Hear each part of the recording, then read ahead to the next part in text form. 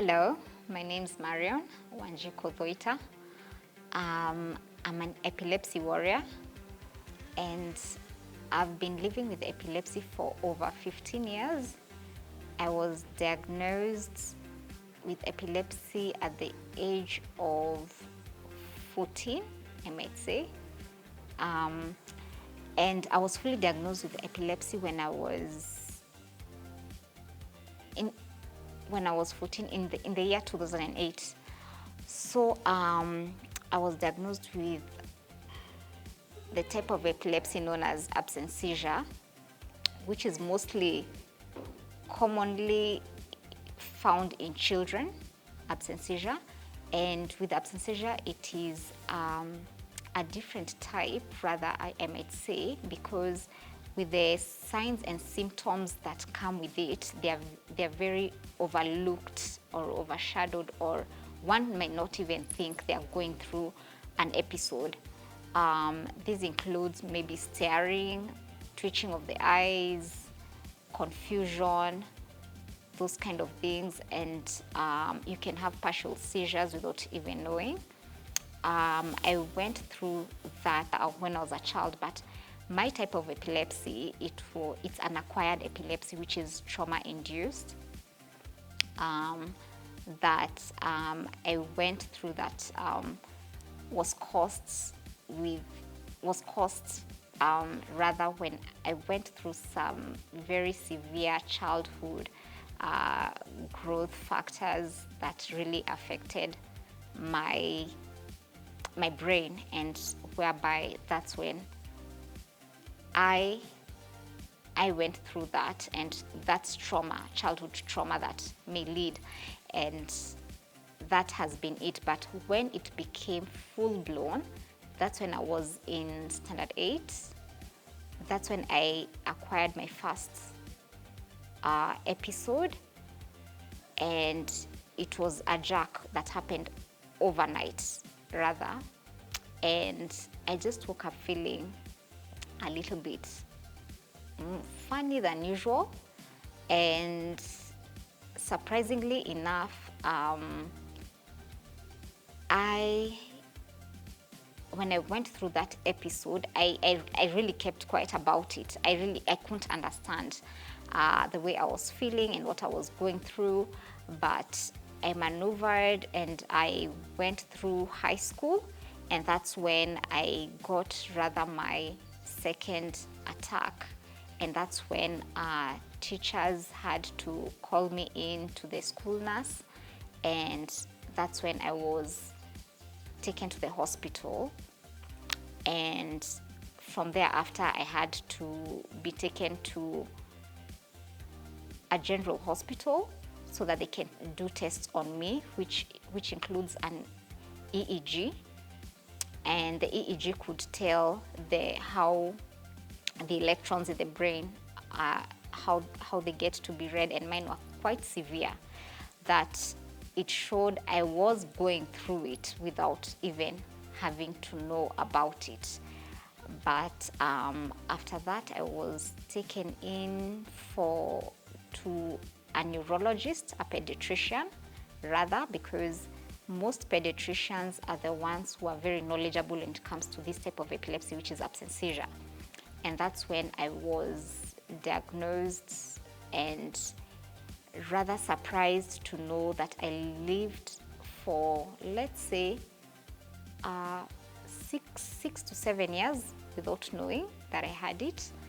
And that's when I was put onto medication, which is Epilim, Chrono, and clonazepam, and for which this is quite new to people, that medication, it's there to control your seizures. For most people living with epilepsy, it's there to control your seizures, but there are triggers that come with it that can prompt you into having one.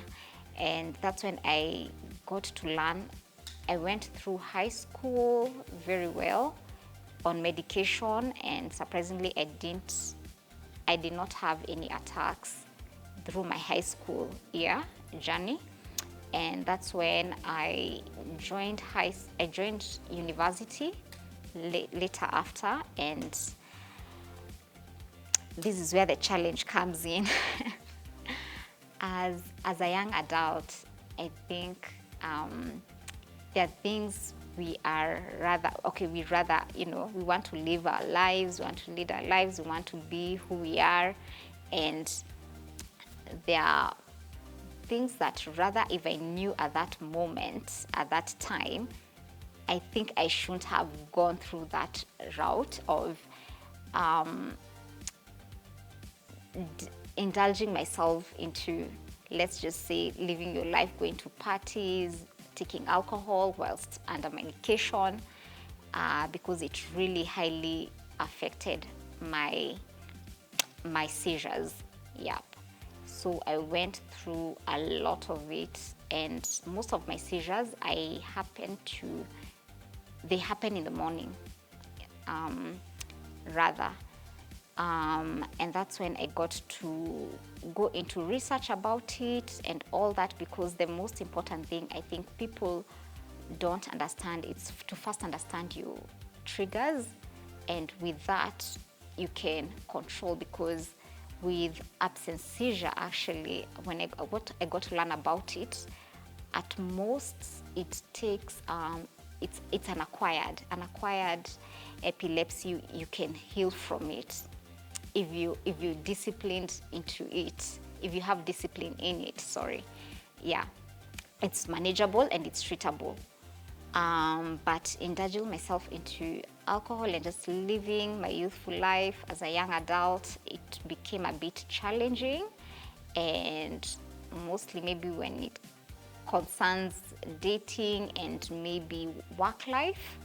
And that's when I had to really think about it, and that's when I got to even learn. And this is very important, that we get to know what can really prompt you. For example, my type of epilepsy, like fevers, it's a trigger for me. Light, for most of us who live with epilepsy, we are photosensitive to light, and other triggers are there that can be overlooked, but you just get to learn about them with time.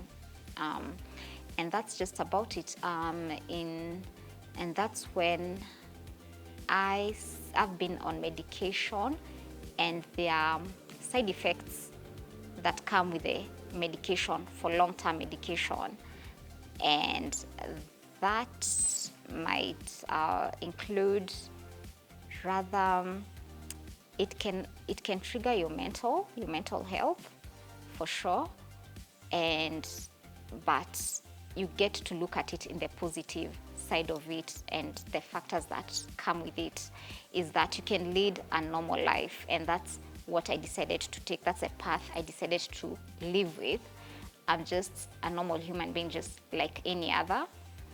And that's when I decided to pursue my career in hospitality management, for which I didn't get as much support, because definitely you'll have family members and friends who are concerned for you, because you're getting into culinary, into cooking. It can be very, I can say, safety concerns when it comes to it, being in the kitchen, but that's a passion I had. So I talked to my doctor about it, and he gave me the go-ahead. He said, you can actually do it as long as you're in control, and it's very important to always let your employer get to know about what you're going through and all that. And that's when I got into culinary and got into the career path, and I became a chef.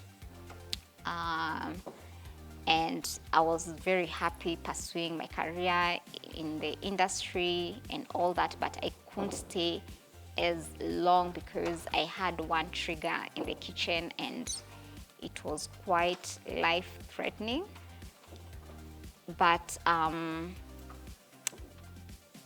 with the course that I did take, I had other options in the industry because it's a wide industry, it's very diverse. I went to work in in the front desk and sales department, for which I am up to now. And I'm just happy that I can tell my story and I can share with people and encourage people. And it is just like, it's a condition. People have conditions, they live with them, and you live your own life and live your own truth. I think there's so much trauma that comes with it when it comes to sharing, because I just opened up about my situation. But with that, I found the need to just be broad about it, create awareness, and let people, have to know we are warriors, and it's a life. What I can say is that you can lead a normal life. That's just it. Be focused, live your goals, share your story if you're comfortable. Not everyone can share their story, but creating awareness and getting to learn about it, it's very important. And also do your own research. So that's just about it in a nutshell. That's my story and what I've enjoyed, and it's been a great, and it's been a learning journey. It's been good, comes with its own challenges, and yeah.